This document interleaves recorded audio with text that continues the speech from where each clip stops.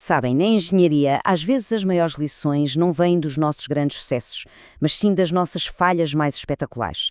Hoje vamos mergulhar num mistério da Segunda Guerra Mundial que não só mudou a forma como se constroem navios, como revolucionou por completo a nossa compreensão sobre os materiais. Então, vamos a isto. Imaginem o cenário. Segunda Guerra Mundial. Os Estados Unidos estão a construir milhares de navios de carga gigantes, os chamados Liberty Ships.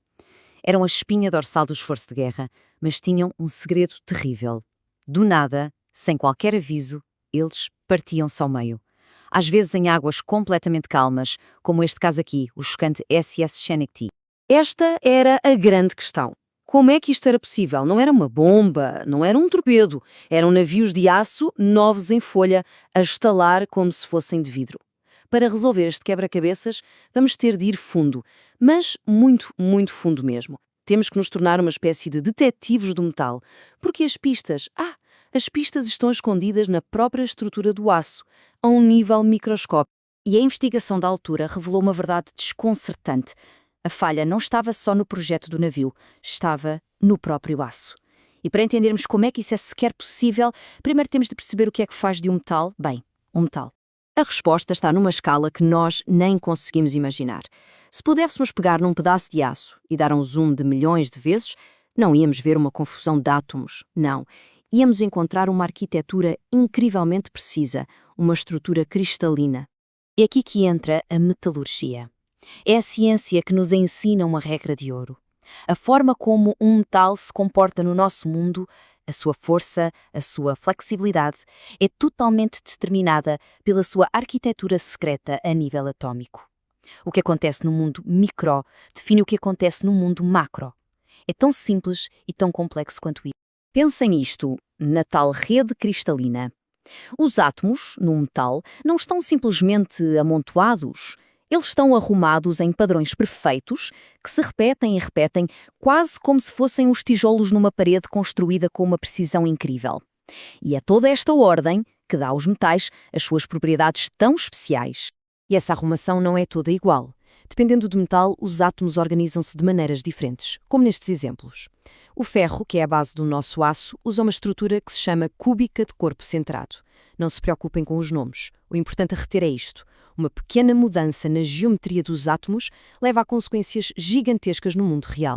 E agora, preparem-se para uma ideia que parece ir contra a lógica. A gente pensa que um cristal perfeito seria o ideal, certo? O mais forte possível. Mas, na verdade, a capacidade de um metal se dobrar em vez de estilhaçar vem das suas imperfeições. E aqui está a grande reviravolta.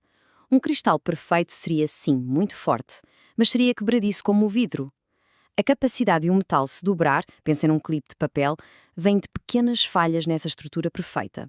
E essas falhas, chamadas de discordâncias, são, ironicamente, o segredo da sua resistência. Para entender isto, há uma analogia que é simplesmente genial. Imaginem que têm de mover um tapete muito pesado. Tentar arrastá-lo todo de uma vez exige uma força brutal. Mas e se fizermos uma pequena ondulação numa ponta e formos empurrando essa onda ao longo do tapete? Ele move-se com muito menos esforço. Pois bem, essa ondinha é a nossa discordância. Aquela ondinha no tapete é exatamente o que acontece a nível atômico. A discordância move-se através da rede, quebrando e refazendo as ligações dos átomos, uma fila de cada vez. É este movimento em cadeia, este efeito dominó, que permite que o metal se deforme e se dobre, sem quebrar todas as suas ligações ao mesmo tempo. Ok, até agora falámos do metal no seu estado normal, tranquilo. Mas o que é que acontece quando se aplica o calor extremo de um arco de soldadura? É que soldar não é só colar metal, é um evento metalúrgico localizado e bastante violento. Pensem na soldadura como um relâmpago em miniatura, controlado. Ela cria um ciclo de calor extremo, o metal derrete e depois arrefece, por vezes muito, muito depressa. E este processo não está só a juntar as peças, está a criar uma zona de metal completamente nova, com propriedades totalmente diferentes. Se dessecarmos uma solda, encontramos 3 zonas. O metal de solda, que derreteu, a linha de fusão, que é a fronteira, e depois a zona mais traiçoeira de todas, a zona afetada pelo calor, a ZAC. É aqui que mora o perigo. O metal aqui não chegou a derreter, mas o calor foi tão intenso que cozinhou a sua microestrutura, alterando-a de uma forma que pode criar uma fragilidade fatal. E na soldadura de aço, o principal vilão desta história chama-se martensita. Se a zona afetada pelo calor arrefece depressa demais, os átomos de carbono ficam presos onde não deviam na rede do ferro. Isto cria esta nova estrutura, a martensita. Ela é super dura, muito forte, mas tem um problema gravíssimo. É extremamente frágil. É como se estivéssemos a criar pequenas lascas de vidro dentro do nosso aço. Certo, agora temos todas as nossas pistas forenses, as redes cristalinas, as discordâncias e a perigosa zona afetada pelo calor. Com este conhecimento todo, podemos finalmente voltar ao Atlântico Norte e resolver de vez o mistério dos Liberty Ships. Pista número 1. O próprio aço. Os investigadores descobriram que o aço usado tinha um defeito de fabrico. Ele tinha o que se chama uma temperatura de transição dúctil frágil demasiado alta. O que é que isto quer dizer? Simples. Em terra, o aço era óptimo, flexível, mas quando ficava muito frio, ele mudava de personalidade e tornava-se perigosamente quebradiço. Pista número 2. O ambiente. As águas geladas do Atlântico Norte foram o gatilho perfeito para este problema. O frio intenso empurrou o aço para o seu estado frágil. O material perdeu a capacidade de se deformar, de absorver energia. Em vez de se dobrar com a força das ondas, ele simplesmente partiu. E a pista número 3. O design. Os navios tinham cantos quadrados e vivos nas aberturas das escotilhas. Ora, em engenharia, um canto vivo é um concentrador de tensão. Ele funciona como uma lupa para a força, multiplicando o stress num único ponto. Era basicamente o sítio perfeito para uma fenda começar. E aqui temos a tempestade perfeita. Um aço que ficava frágil no frio. O frio do Atlântico, para ativar essa fragilidade, e os cantos vivos para dar início às fendas. E a peça final do puzzle. A soldadura. Em navios antigos, com rebites, uma fenda parava na junta seguinte. Mas aqui, a construção toda soldada criou uma autoestrada para a fratura.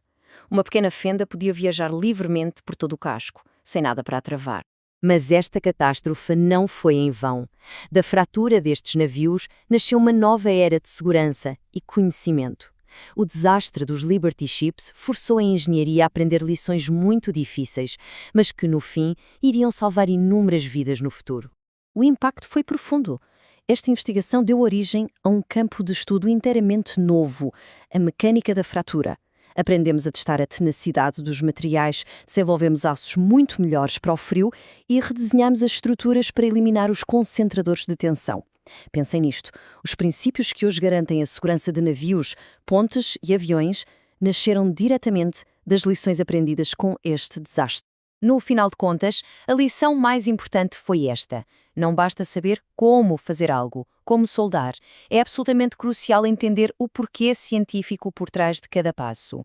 A técnica sem a ciência pode ser perigosa. A verdadeira segurança nasce da união das duas. E esta frase resume tudo na perfeição. A soldadura é a aplicação prática, a metalurgia é a ciência que a sustenta. E isto deixa-nos com uma última reflexão. Em que outras áreas, hoje em dia, é que a falta de compreensão da ciência que está por trás da prática pode estar a preparar a próxima grande falha? Obrigado por nos acompanharem.